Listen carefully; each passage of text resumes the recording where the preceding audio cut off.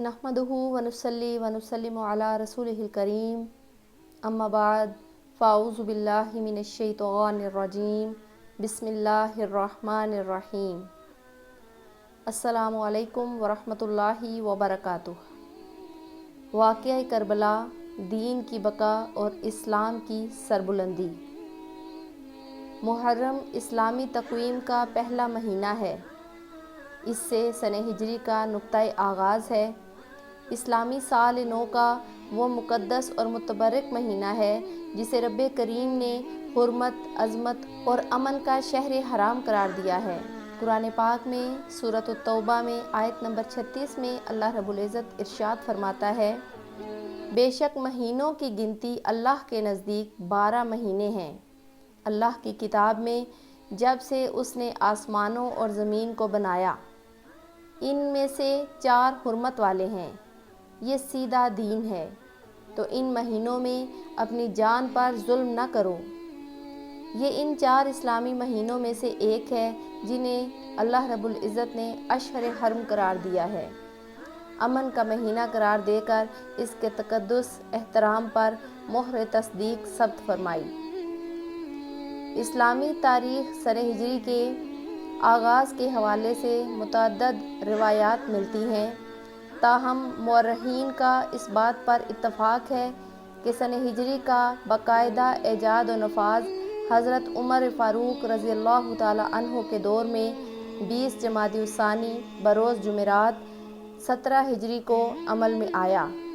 سیدنا حضرت علی رضی اللہ تعالی عنہ کے مشورے سے اسلامی کیلنڈر کا شمار واقعہ ہجرت مدینہ کی بنیاد قرار پایا۔ جب خلیفہ حضرت عثمان غنی رضی اللہ تعالی عنہ کے مشورے سے محرم الحرام کو نئے اسلامی سال کا پہلا مہینہ قرار دیا گیا، رحمۃ للعالمین، جلد نمبر 2 صفحہ نمبر 392۔ یہ بھی حقیقت ہے کہ اسلامی کیلنڈر کی شروعات واقعہ ہجرت نبوی سے ہے، جو رحمۃ للعالمین اور آخر الانبیاء علیہ السلام اور صحابہ کرام کی زندگیوں میں مشرکین مکہ کے ظلم و جبر کی انتہا، اور پھر پہلے مظلوم مسلمانوں اور آخر کار سید المرسلین حضرت محمد صلی اللہ علیہ وآلہ وسلم کو بھی ہجرت کا حکم ملا۔ ہجرت کا حکم پاتے ہی سرکار دو جہاں صلی اللہ علیہ وآلہ وسلم اپنے ہمدم و جانثار، یار غار و مزار سیدنا صدیق اکبر رضی اللہ تعالی عنہ کے کاشانے پر پہنچے اور انہیں بھی ہجرت کے حکم سے آگاہ فرمایا۔ چنانچہ ایک سنہ ہجری بمطابق 622 کو ایک اونٹنی پر پیغمبر اعظم اور دوسری پر سیدنا ابو بکر صدیق رضی اللہ تعالی عنہ سوار ہو کر سفر ہجرت پر روانہ ہو گئے۔ تاریخ اس بات کی گواہ ہے کہ ہجرت نبوی انقلابی تحریک کا مقدر بن گئی۔ یہ بھی ایک تاریخی سچائی ہے کہ اسلامی سال کا آغاز محرم الحرام سے ہوتا ہے، جو اپنے دامن میں غم و حزن اور رنج و الم کی داستان سموئے ہوئے ہے۔ چنانچہ یکم محرم الحرام کو امیر المومنین حضرت عمر فاروق اعظم کا یوم شہادت بھی ہے، جبکہ عاشورہ محرم حضرت علی و بطول سیدنا حضرت حسین ابن علی رضی اللہ تعالی عنہما و 72 نفوس قدسیہ شہدائے کربلا کی شہادت عظمیٰ کی داستان رنج و الم اور ظلم و ستم لیے ہوئے ہے، جسے کبھی فراموش نہیں کیا جا سکتا۔ یہ جرأت و شجاعت، تسلیم و رضا اور باطل کے سامنے سینہ سپر ہونے کا وہ پیغام ہے جس کی اہمیت کبھی کم نہ ہوگی۔ حضرت امام حسین رضی اللہ تعالی عنہ اور شہدائے کربلا نے اپنی جانوں کا نذرانہ پیش کر کے اسلام کی بقا اور دین کی سربلندی کے لیے اپنا سب کچھ قربان کرنے کا بے مثال درس دیا۔ حضور خواجہ اجمیری رحمۃ اللہ علیہ فرماتے ہیں، شاہ است حسین، بادشاہ است حسین، دین است حسین، دین پناہ است حسین، سرداد نہ داد دست در دست یزید، حقہ کے بنائے لا الہ است حسین۔ ایک وقت ایسا آیا کہ یزید جیسا شخص نواسہ رسول امام حسین سے اپنی حکومت کی تائید کے لیے بیعت مانگ رہا تھا۔ آپ کی تربیت رسول اکرم صلی اللہ علیہ وآلہ وسلم نے فرمائی تھی۔ حضرت امام حسین رضی اللہ تعالی عنہ نے ایسے مشکل حالات میں وقت کی نزاکت اور اسلام کو درپیش مسائل کا جائزہ لیا اور فیصلہ کیا کہ ذلت کی زندگی سے عزت کی موت بہتر ہے۔ آپ نے فرمایا، میں نے نہ بغاوت کی نیت سے خروج کیا ہے اور نہ فساد کے لیے اور نہ ہی ظلم کے لیے، بلکہ میرا تو ایک ہی مقصد ہے، وہ یہ کہ امر بالمعروف اور نہی عن المنکر کروں اور امت محمدی کی اصلاح کروں، حضرت محمد صلی اللہ علیہ وآلہ وسلم کی سنت اور سیرت کو زندہ کروں۔ آپ نے میدان عمل میں کتاب اللہ پر عمل کرتے ہوئے عدل و انصاف و حق کی قدر و قیمت بتائی اور کربلا کے مختلف مراحل میں خدا کے حضور بے انتہا خشوع و خضوع کا مظاہرہ فرما کر بتا دیا کہ کیسے ذات خدا کے لیے اپنے وجود کو وقف کیا جاتا ہے اور شہادت کا جام نوش کیا جاتا ہے۔ آپ رضی اللہ تعالیٰ عنہ کے فضائل میں بہت سی حدیثیں وارد ہیں۔ بہت سی حدیثیں حضرت حسن رضی اللہ تعالیٰ عنہ کے بارے میں بھی حدیث کے ذخائر میں موجود ہیں۔ آپ انتہائی شریف، کم گو اور کثرت سے نماز، حج، صدقہ اور دیگر امور خیر ادا فرماتے۔ آپ رضی اللہ تعالیٰ عنہ نے پیدل چل کر 55 حج ادا کیے۔ اس کا حوالہ برکات آل رسول صفحہ نمبر 165 میں موجود ہے۔ ترمذی شریف کی حدیث ہے، حضرت یعلا بن مروہ رضی اللہ تعالیٰ عنہ سے روایت ہے کہ حضور پر نور صلی اللہ علیہ وآلہ وسلم نے فرمایا، حسین مجھ سے ہیں، میں حسین سے ہوں۔ حسین رضی اللہ تعالیٰ عنہ کو حضور صلی اللہ علیہ وآلہ وسلم سے اور حضور صلی اللہ علیہ وآلہ وسلم کو حسین رضی اللہ تعالیٰ عنہ سے انتہائی قرب ہے، گویا کہ دونوں ایک ہیں۔ تو حسین کا ذکر حضور صلی اللہ علیہ وآلہ وسلم کا ذکر ہے۔ حسین سے دوستی حضور صلی اللہ علیہ وآلہ وسلم سے دوستی ہے، اور حسین رضی اللہ تعالیٰ عنہ سے دشمنی حضور صلی اللہ علیہ وآلہ وسلم سے دشمنی ہے، اور حسین رضی اللہ تعالیٰ عنہ سے لڑائی کرنا حضور صلی اللہ علیہ وآلہ وسلم سے لڑائی کرنا ہے۔ آقا صلی اللہ علیہ وآلہ وسلم فرماتے ہیں، جس نے حسین سے محبت کی اس نے اللہ سے محبت کی۔ نبی اکرم صلی اللہ علیہ وآلہ وسلم نے فرمایا، حسن و حسین رضی اللہ عنہما جنتی نوجوانوں کے سردار ہیں۔ شہیدوں کی فضیلت قرآن مجید میں ہے اور احادیث مبارکہ میں وارد ہیں۔ انہی فضیلتوں میں یہ بھی ہے کہ رب العزت شہیدوں کو ایسی لذت عطا فرماتا ہے جو اور کسی نعمت میں نہیں ہے۔ دنیا کی بے شمار نعمتوں سے انسان لذت حاصل کرتا ہے، کسی نعمت کو کھاتا ہے، کسی کو پیتا ہے، کسی کو دیکھتا ہے، کسی کو سونگھتا ہے، غرض کے بے شمار نعمتوں سے انسان ذائقہ لیتا ہے، لیکن شہید کو شہادت سے جو لذت ملتی ہے اس کے سامنے دنیا کی لذتیں ہیچ ہیں۔ آپ صلی اللہ علیہ وآلہ وسلم کا ارشاد گرامی ہے کہ جنت میں داخل ہونے کے بعد کوئی جنت اور وہاں کی نعمتوں کو چھوڑ کر آنا پسند نہ کرے گا کہ جو چیزیں زمین میں حاصل تھیں پھر مل جائیں، مگر شہید تمنا کرے گا کہ دنیا میں لوٹے اور 10 مرتبہ قتال کیا جائے۔ 10 محرم الحرام، جس کو اسلامی تاریخ میں یوم عاشورہ کہتے ہیں، تاریخ اسلام میں اس کو ایک اہم مقام حاصل ہے۔ یوم عاشورہ کو یوم زینت بھی کہا جاتا ہے۔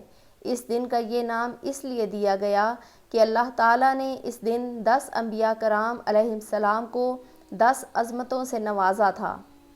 یوم عاشورہ کا روزہ بہت فضیلت رکھتا ہے۔ یوم عاشورہ کا روزہ اسلام سے قبل اہل مکہ اور یہودی لوگ بھی رکھا کرتے تھے۔ حضرت عروہ رضی اللہ تعالیٰ عنہ سے مروی ہے کہ ام المومنین حضرت عائشہ صدیقہ رضی اللہ تعالیٰ عنہ نے فرمایا، قریش زمانہ جاہلیت میں اس دن کا روزہ رکھا کرتے تھے، پھر جب حضور صلی اللہ علیہ وآلہ وسلم مدینہ منورہ تشریف لائے تو رمضان کے روزے فرض ہوئے، تب یوم عاشورہ کا روزہ چھوڑ دیا گیا۔ جس کا جی چاہے وہ یوم عاشورہ کا روزہ رکھے اور جس کا جی چاہے وہ نہ رکھے۔ سلطان الاولیاء حضرت خواجہ نظام الدین فرماتے ہیں کہ شیخ الاسلام المسلمین قطب الاقطاب حضرت بابا فرید الدین مسعود گنج شکر رحمۃ اللہ علیہ نے عاشورہ کے روزے کی فضیلت کے بارے میں فرمایا کہ عاشورہ کے روزے میں جنگل کی ہرنیاں بھی خاندان رسول صلی اللہ علیہ وآلہ وسلم کی دوستی کے سبب اپنے بچوں کو دودھ نہیں دیتی، پس کیوں ایسے روزے کو چھوڑا جائے۔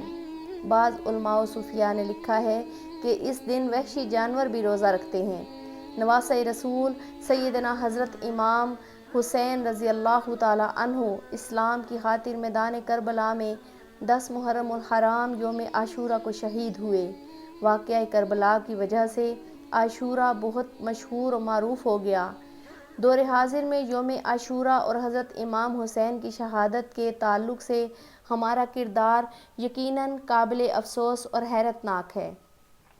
جو قوم خیر امت بن کر آئی اور انسان کو امر بالمعروف اور نہی عن المنکر کا راستہ دکھانے آئی، وہی قوم عاشورہ کے دن ہر معروف و خیر کو چھوڑ کر منکرات اور خرافات جس کا نہ ہی اسلام سے ناتا ہے اور نہ ہی شہادت امام حسین کی محبت سے لگاؤ ہے، انجام دیتی ہے۔ ذرا غور کریں، محرم الحرام اور یوم عاشورہ میں جو کچھ کر رہے ہیں، کیا وہ ہمارا اسلامی کردار ہے؟ حضرت امام حسین کے روضہ اقدس کا فرضی نقشہ بنانا، تعزیہ بنانا، امام حسین کا گھوڑا بنانا، گلیوں میں گھمانا، عشرہ محرم میں کالے کپڑے پہن کر سوگ منانا، طرح طرح کی غیر شرعی رسموں کو ماننا، افسوس صد افسوس، آج ملت اسلامیہ محرم الحرام اور یوم عاشورہ کی فضیلتوں، برکتوں، عاشورہ کے دن کی عبادتوں کو پس پشت ڈال چکی ہے۔ اللہ کے رسول نے فرمایا، جو عاشورہ کے دن 4 رکعت پڑھے، اللہ تعالیٰ اس کے 50 برس کے گناہ معاف کر دیتا ہے اور اس کے لیے نور کا منبر بناتا ہے، اور فرمایا جو عاشورہ کے دن اپنے اہل و عیال پر وسعت کرے، اللہ تعالیٰ اس پر سارا سال وسعت و برکت فرماتا ہے۔ حضرت سفیان ثوری رحمۃ اللہ علیہ نے فرمایا کہ ہم نے اس کا تجربہ کیا تو اسے بالکل ایسے ہی پایا۔ اس دن کا روزہ چھوڑ کر، شب عاشورہ کی عبادت چھوڑ کر واہیات رسمیں کرتے ہیں جن کا تعلق نہ ہی محرم الحرام سے ہے، نہ ہی یوم عاشورہ سے، نہ ہی شہادت امام حسین سے ہے۔ حضرت امام حسین کی محبت کا تقاضا سینہ کوبی اور گریہ وزاری و مرثیہ خوانی نہیں۔ حضور اکرم صلی اللہ علیہ وآلہ وسلم نے مرثیوں سے منع فرمایا، اور مرثیہ سننا یا پڑھنا گناہ و حرام ہے۔ شہادت امام حسین ہم سب کو یہ درس دیتی ہے کہ حوصلہ و عزم کو اپنے اندر پیدا کریں، جو حق کی حفاظت کے لیے ضروری ہے۔ اسلام کی سربلندی کے لیے آپ نے جام شہادت نوش فرمایا اور بتا دیا کہ فاسق و فاجر کو پیشوا نہیں مانا جا سکتا۔ یزید جوا کھیلتا تھا، شراب پیتا تھا، وہ گھمنڈی اور ڈکٹیٹر تھا۔ آپ نے فرمایا وہ خلیفہ نہیں ہو سکتا۔ مسلمانوں کا پیشوا اور خلیفہ وہی ہوگا جو مسلمانوں میں سب سے زیادہ صالح اور پرہیزگار ہو۔ اعلان خداوندی ہے۔ قرآن پاک میں سورۃ الانبیاء آیت نمبر 105 میں اللہ رب العزت فرماتے ہیں، بے شک زمین کے وارث میرے نیک بندے ہوں گے۔ جس طرح ہم کسی نبی کی توہین برداشت نہیں کر سکتے ہیں، اسی طرح اہل بیت و اطہار، صحابہ کرام اور دیگر شخصیات اسلام کی توہین برداشت نہیں کر سکتے ہیں۔ بلا شبہ اللہ اور رسول پر ایمان کا تقاضا یہ ہے کہ آپ کے اہل بیت، اہل خاندان، ازواج مطہرات اور آپ کی تمام اولاد سے محبت کی جائے، حد درجہ ان کے ساتھ ادب و احترام کا معاملہ کیا جائے، کوئی ایسا عمل، کوئی ایسی حرکت یا کوئی ایسا فعل صادر نہ ہو جو رسول اکرم صلی اللہ علیہ وآلہ وسلم کی اولاد یا اہل بیت کی شان میں گستاخی اور بے ادبی مانی جاتی ہو۔ ایک موقع پر آپ صلی اللہ علیہ وآلہ وسلم نے اہل بیت کو حضرت نوح علیہ السلام کی کشتی سے مشابہت دیتے ہوئے ان کی محبت و عظمت کو ذریعہ نجات قرار دیا ہے۔ شہدائے کربلا کو خراج تحسین کیسے دیا جا سکتا ہے؟ عاشورہ کے دن ہماری اسلامی کردار اس طرح ہونے چاہیے 9ویں 10ویں محرم کو روزے کا اہتمام کرنا چاہیے۔ حضرت امام حسین اور دیگر شہیدان کربلا کے ایصال ثواب کے لیے رشتہ داروں دوستوں کو اکٹھا کر کے قرآن خوانی کا اہتمام کریں۔ نظر و نیاز اور فاتحہ کے بعد شربت، مالیدہ، کھچڑا یا جو میسر ہو لوگوں میں تقسیم کریں۔ شہدائے کربلا یا کسی کے ایصال ثواب کے لیے حلال اور جائز کھانے پر فاتحہ ہو سکتی ہے۔ صدقہ و خیرات کا خوب اہتمام کریں۔ کھانے پینے کی چیز لٹانا، بھیڑ میں پھینکنا، اس طرح کہ زمین پر گرے اور قدموں تلے روندا جائے، یہ رزق کی بے حرمتی اور بے ادبی ہے اور یہ ناجائز و حرام ہے۔ تعزیہ داری میں باجا گاجا کا اہتمام کرنا یہ حسینی کردار نہیں ہے۔ ذکر امام حسین کی محفلیں قائم کریں کہ صالحین کے ذکر کے وقت رحمت الہی کا نزول ہوتا ہے، باعث برکت ہے، لیکن اس بات کا ضرور خیال رکھیں کہ فرضی قصے کہانیاں، جھوٹی کرامات و حکایات فاسدہ نہ ہوں۔ اس سلسلے میں خطاب کے لیے ذمہ دار علماء کا انتخاب کریں۔ سچے عاشقان امام حسین وہ ہیں جو 5 وقتہ نماز، روزہ، حج اور زکوٰۃ نیز دیگر اعمال صالحہ کرتے ہوں، شراب، زنا، سود، جھوٹ، غیبت سے دور رہتے ہوں، نفرت کرتے ہوں۔ ان کاموں کا ارتکاب کرنے والے ہرگز عاشقان امام حسین نہیں ہو سکتے۔ صرف الفاظ کے ذریعے محبت کا اظہار کرنے سے محبت کا حق ادا نہیں ہوتا۔ رب العزت ارشاد فرماتا ہے، اللہ نے وعدہ کیا ہے ان سے جو ان میں ایمان والے اچھے کام والے ہیں، بخشش اور بڑے ثواب کا۔ قرآن پاک کی سورہ فتح آیت نمبر 29 کا یہ ترجمہ ہے۔ ایمان و محبت کا دعویٰ عمل کے بغیر صحیح نہیں۔ حضرت امام حسین کے عمل کو دیکھیں اور عبرت حاصل کریں۔ دعا ہے کہ ہم سب کو اللہ رب العزت عبرت و نصیحت حاصل کرنے کی توفیق بخشے اور اللہ کے محبوب بندوں کے نقش قدم پر چلنے کی قوت عطا فرمائے۔ قیامت کے دن نبیوں، صدیقین، شہداء اور صالحین کے دامن کرم میں ہم سب کا حشر فرمائے اور حسینی کردار کو اپنانے اور یزیدی کردار سے نفرت کی توفیق عطا فرمائے۔ آمین یا رب العالمین۔ وآخر دعوانا ان الحمد للہ رب العالمین۔